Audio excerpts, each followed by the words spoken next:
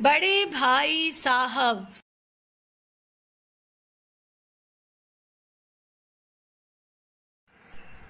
प्रेमचंद।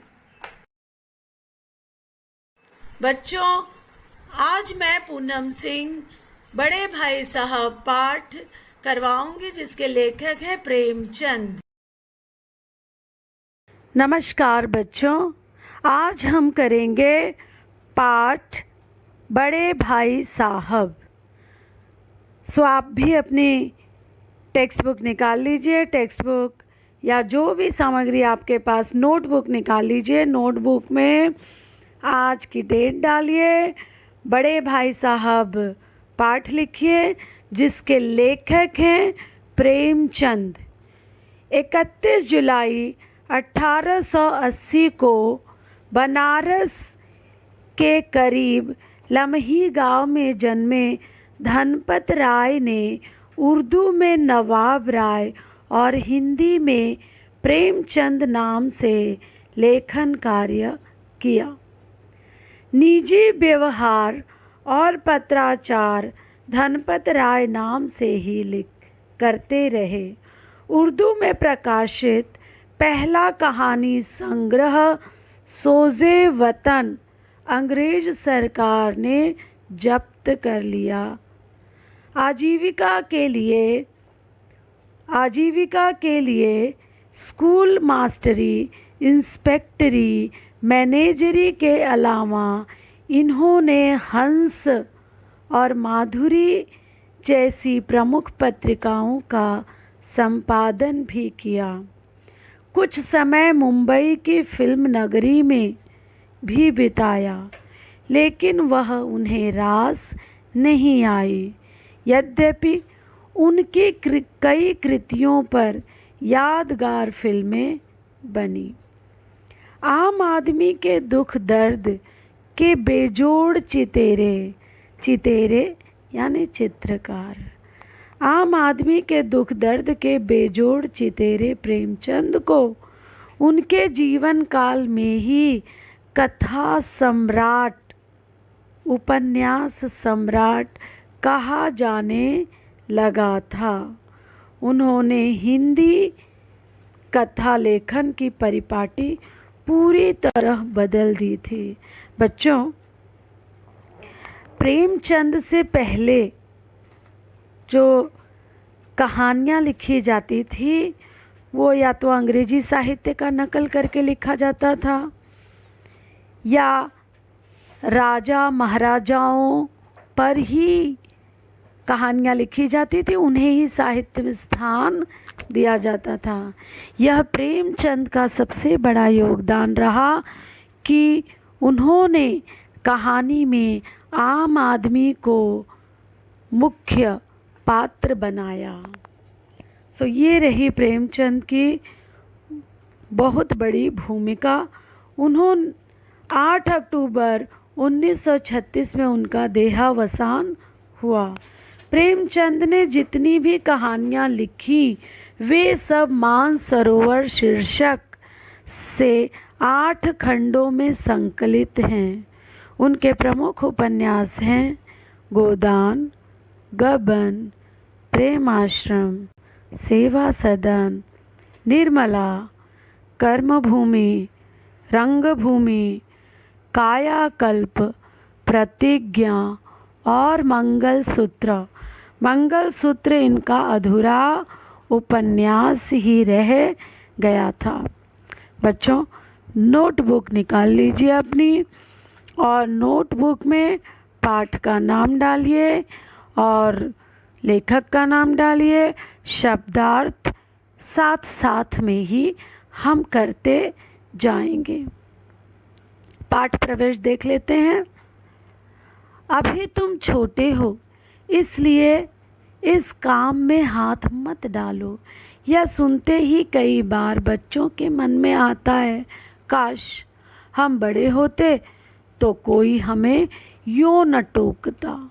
इसलिए इस भुलावे में न रहिएगा, क्योंकि बड़े होने से कुछ भी करने का अधिकार नहीं मिल जाता। घर के बड़े को कई बार तो उन कामों में शामिल होने से भी अपने को रोकना पड़ता है जो उसी उम्र के और लड़के बेधड़क करते रहते हैं। जानते हो क्यों? क्योंकि वे लड़के अपने घर में किसी से बड़े नहीं होते। प्रस्तुत पाठ में भी एक बड़े भाई साहब हैं जो हैं तो छोटे ही, लेकिन घर में उनसे छोटा भाई और है, एक और है। उससे उम्र में केवल कुछ साल बड़े होने के कारण उनसे बड़ी बड़ी अपेक्षाएं की जाती हैं। बड़ा होने के नाते वह खुद भी यही चाहते और कोशिश करते हैं कि वह जो कुछ भी करे वह छोटे भाई के लिए एक मिसाल का काम करे। इस आदर्श स्थिति को बनाए रखने के फेर में बड़े भाई साहब का बचपना तिरोहित हो जाता है। ठीक है ना बच्चे? आप भी जो घर में बड़े होंगे या जो छोटे होंगे, माता पिता उनसे अलग अलग उम्मीद करते होंगे। कभी कभी उन उम्मीदों की वजह से बच्चे सही नहीं बढ़ पाते या कुछ काम करने से अपने आप को रोक देते हैं। चलिए अब हम पाठ देखते हैं, सीधे पाठ में चलते हैं। बड़े भाई साहब। बड़े भाई साहब मुझसे 5 साल बड़े, लेकिन केवल 3 दर्जे आगे। उन्होंने भी उसी उम्र में पढ़ना शुरू किया था जब मैंने शुरू किया। उसी उम्र में मतलब यानी 5 साल की उम्र में अगर बच्चा पहली में जाता है तो बड़े भाई साहब भी 5 साल की उम्र में पहली में गए होंगे, और छोटा भाई भी जब 5 साल का हुआ होगा तो पहली में गया। तो दोनों की उम्र पहली कक्षा में जाने की समान थी। 5 साल बड़े, लेकिन केवल 3 दर्जे क्लास, 3 ही कक्षा वे आगे थे। बच्चों, हमने लेखक के परिचय में ही बता दिया था कि लेखक पहले उर्दू में लिखा करते थे। उर्दू में जब वो लिखते थे तब धनपत राय के नाम से, गुलाब राय के नाम से वो लिखा करते थे, और इसलिए इनकी भाषा में आपको उर्दू के शब्द अधिक मिलेंगे। यहाँ पे देखिए दर्जे, स्टैंडर्ड। ठीक है बच्चों, दर्जा देखिए, दर्जा स्टैंडर्ड क्लास के लिए आया है। उसी उम्र में पढ़ना शुरू किया था जब मैंने शुरू किया, लेकिन तालीम जैसे, अब देखिए दूसरा शब्द आ गया, उर्दू का ही दूसरा शब्द है तालीम। तालीम यानी शिक्षा। जैसे महत्व के मामले में वह जल्दबाजी से काम लेना पसंद न करते थे। इस भवन की बुनियाद यानी बेस, आधार, बुनियाद, इस भवन की बुनियाद खूब मजबूत डालना चाहते थे।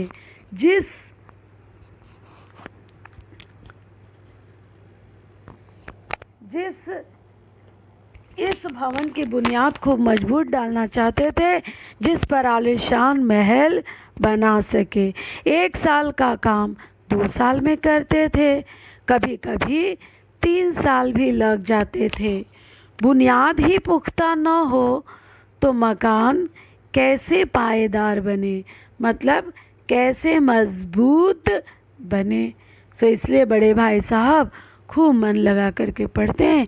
1 साल का काम 2 साल 3 साल में करते हैं। अब हमारे लेखक आ गए हैं। लेखक कहते हैं, मैं छोटा था, वह बड़े थे।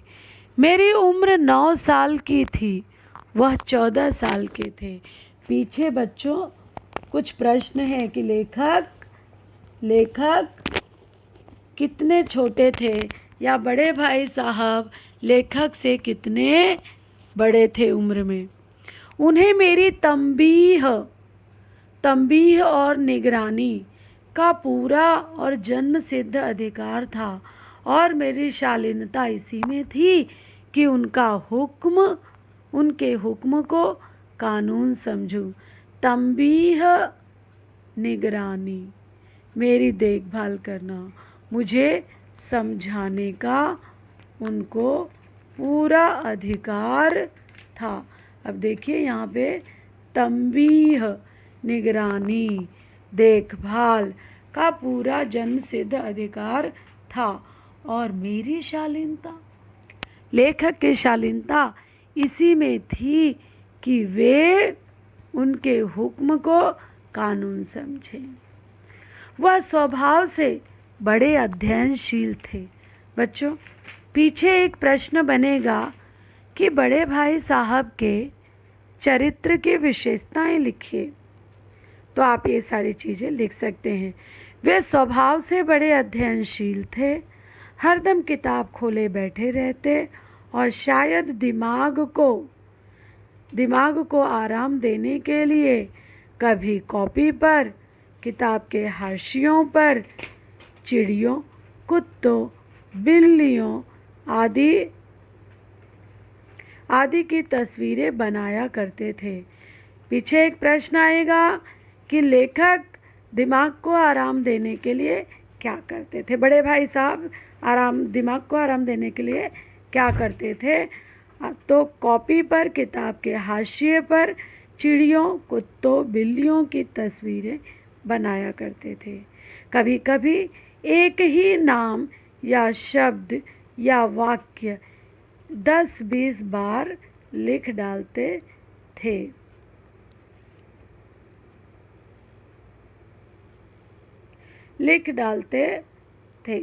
जैसे कौन कौन से शब्द बार बार लिखते थे बच्चों?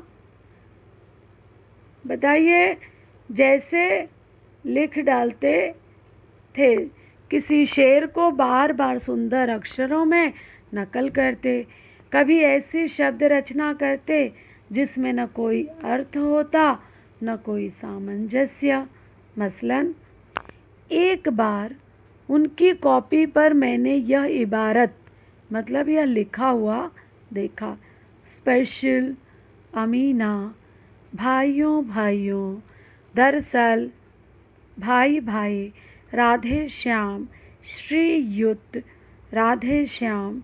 1 घंटे तक इसके बाद एक आदमी का चेहरा बना हुआ था।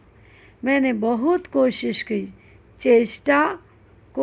की कि इस पहेली का कोई अर्थ निकालूं, लेकिन असफल रहा और उनसे पूछने का साहस न हुआ। वह 9वीं जमात में थे, मैं 5वीं में। उनकी रचनाओं को समझना मेरे लिए छोटा मुंह बड़ी बात। बच्चों, यहाँ पे देखिए, निशान लगा लीजिए कि उनकी रचनाओं को समझना छोटा मुंह बड़ी बात थी। छोटा मुंह बड़ी बात, ये देखिए मुहावरा है। इस मुहावरे का अर्थ आप लोगों को लिखना है। मेरा जी पढ़ने में बिल्कुल न लगता था। 1 घंटा भी किताब लेकर बैठना पहाड़ था। मौका पाते ही हॉस्टल से निकलकर मैदान में आ जाता और कभी कभी कंकरियां उछालता, कागज़ की तितलियां उड़ाता और कहीं कोई साथी मिल गया तो पूछना ही क्या। कभी 4 दीवारी पर चढ़कर नीचे कूद जाता तो कभी नीचे कूद रहे हैं, कभी फाटक पर सवार उसे आगे पीछे चलाते हुए मोटर कार का आनंद उठा रहे हैं। लेकिन कमरे में आते ही भाई साहब का वह रुद्र रूप देखकर प्राण सूख जाते। उनका सबसे पहला सवाल यह होता, कहाँ थे? हमेशा यही सवाल इसी ध्वनि में हमसे पूछा जाता और इसका जवाब मेरे पास केवल मौन था। न जाने मेरे मुंह से यह बात क्यों नहीं निकलती कि ज़रा बाहर खेल रहा था। मेरा मौन कह देता था कि मुझे अपना अपराध स्वीकार है और भाई साहब के लिए उसके सिवा और कोई इलाज न था कि स्नेह और रोष से मिले हुए शब्दों में मेरा सत्कार करें।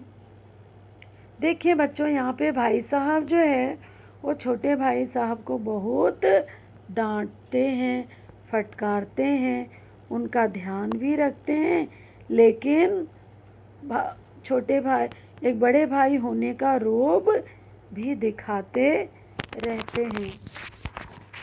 बड़े भाई बहुत सारी बातें उनको देखो इस पैराग्राफ में कहते हैं कि ऐसे करोगे तो नहीं पढ़ पाओगे।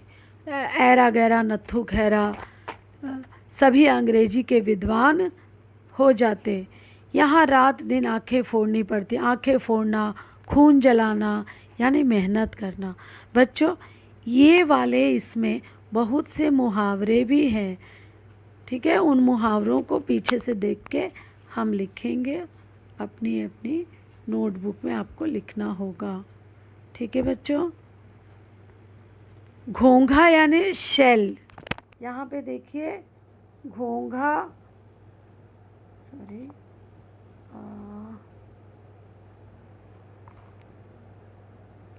यहाँ पे घोंघा दिया हुआ है। घोंघा का अर्थ होता है शेल, ओके। मेले तमाशे होते हैं, लेखक कहीं देखने नहीं जाता क्योंकि हर समय वो अपने छोटे भाई का ध्यान देता है।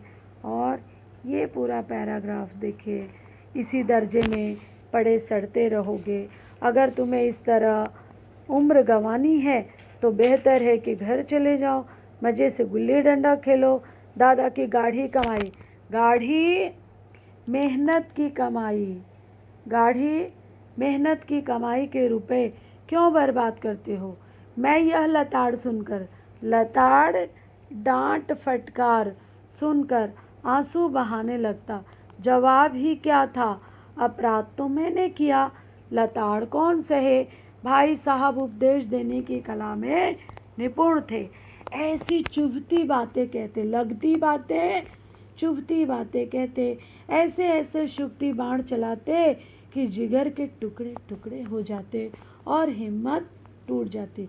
हिम्मत टूटना, जिगर के टुकड़े टुकड़े होना, ये सब मुहावरे हैं और आपको इसके अर्थ पता होना चाहिए। 10th में मुहावरे एक बड़ा टॉपिक है जो हम लोग व्याकरण में एक बार करेंगे। इस तरह जान तोड़कर मेहनत करने की शक्ति मैं अपने में न पाता था और निराशा में ज़रा देर के लिए मैं सोचने लगता, क्यों न घर चला जाऊं। जो काम मेरे बूते के बाहर है, बूते के बाहर मेरे करने से बाहर है, उसमें हाथ डालकर क्यों अपनी ज़िंदगी खराब करूं। मुझे अपना मूर्ख रहना मंजूर था, लेकिन उतनी मेहनत से मुझे तो चक्कर आ जाता था। लेकिन घंटे 2 घंटे के बाद निराशा के बादल छट जाते और मैं इरादा करता कि आगे से खूब जी लगाकर पढ़ूंगा। चटपट एक टाइम टेबल बना डालता, बिना पहले से नक्शा बनाए कोई स्कीम। बच्चों देखिए, स्कीम अंग्रेजी का शब्द है स्कीम। काम कैसे शुरू करूं? सो लेखक क्या करता था? टाइम टेबल बना डालता था। टाइम टेबल जब बनाता तो मौज मस्ती का टाइम पीछे रह जाता, सिर्फ पढ़ाई और पढ़ाई में ध्यान लगाता। टाइम टेबल कैसे बनाता? प्रातः काल 6 बजे उठना, मुंह हाथ धोना, नाश्ता कर पढ़ने बैठ जाना। 6 से 8 तक अंग्रेजी, 8 से 9 तक हिसाब बच्चे क्या कहते हैं? हिसाब, गणित, मैथ्स। 9 से 9:30 तक इतिहास, फिर भोजन और स्कूल। 3:30 बजे स्कूल से वापस होकर आधा घंटा आराम। 4 से 5 तक भूगोल, 5 से 6 तक ग्रामर, आधा घंटा हॉस्टल।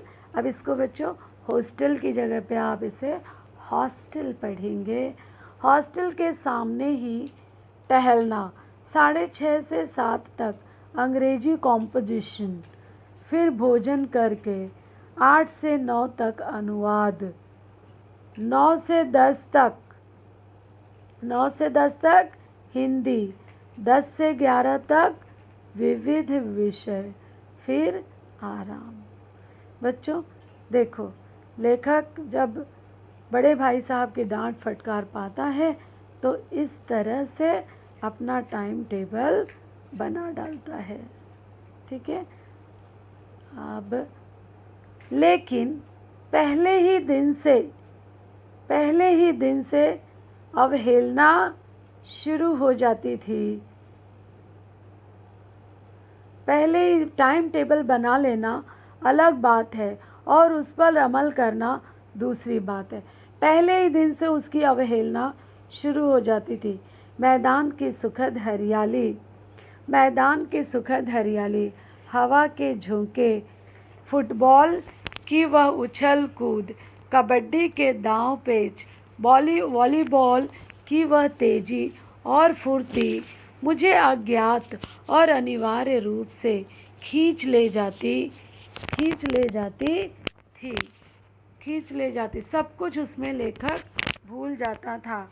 टाइम टेबल, बच्चों लेखक टाइम टेबल तो बना लेता था लेकिन उसका पालन नहीं कर पाता था, क्योंकि टाइम टेबल बहुत ही आँख-फोड़ थी, पुस्तकें बहुत ही आँख-फोड़ थी, किसी की याद न रहती और भाई साहब की नसीहत फजीहत का अवसर भाई साहब को मिल जाता था। मैं उनके साये से भागता था, उनकी आँखों से दूर रहने की कोशिश करता था। कमरे में इस तरह दबे पाँव आता कि उन्हें खबर न हो। उनकी नज़र मेरी ओर उठी और मेरे प्राण निकले। हमेशा सिर पर एक नंगी तलवार सी लटकती मालूम होती थी।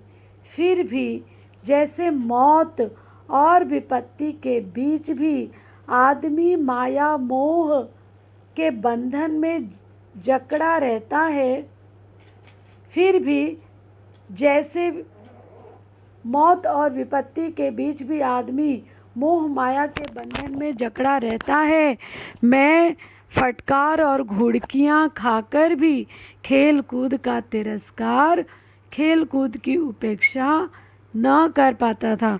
बच्चों ये लाइन को निशान लगा लो, ये लाइन बहुत इम्पॉर्टेंट है कि चाहे जितनी भी डांट फटकार पड़ती, लेखक खेलने कूदने का तिरस्कार ना कर पाता। इसका आशय जैसे मौत और विपत्ति के बीच भी आदमी मोह माया के बंधन में जकड़ा रहता है, वैसे ही लेखक फटकार घुड़कियां खाकर भी खेल कूद का तिरस्कार ना कर सकता था। बच्चों इंसान खुद ही कहता है कि उसके जीवन में बहुत सी मुसीबतें हैं, लेकिन फिर भी वह खेलने कूदने की उपेक्षा नहीं कर पाता है। वैसे ही लेखक जीने की इच्छा नहीं छोड़ पाता है। वैसे ही लेखक चाहे भाई की कितनी भी डांट फटकार क्यों न पड़े, वो खेलना कूदना बंद नहीं कर पाता है। देखिए ये लाइन का अर्थ आशय स्पष्टी पूछा जा सकता है। सो चाहे जितनी भी डांट पड़े, लेखक खेलना ही चाहता है। और इंसान चाहे हमारी ज़िंदगी में कितनी भी परेशानियां क्यों ना हो, हम मरना नहीं चाहते। हर कोई जीना चाहता है। बच्चों, ये आप लोग पढ़ के तैयार करके रखना। हम अपनी अगली क्लास में मिलेंगे। तो ये जो 2 नंबर लिखा है, इसके नीचे से मैं अपनी अगली क्लास शुरू करूँगी। धन्यवाद बच्चों, नमस्कार। पढ़ते रहिए, ठीक है? सुरक्षित रहिए, पढ़ते रहिए, अपना ध्यान रखिए।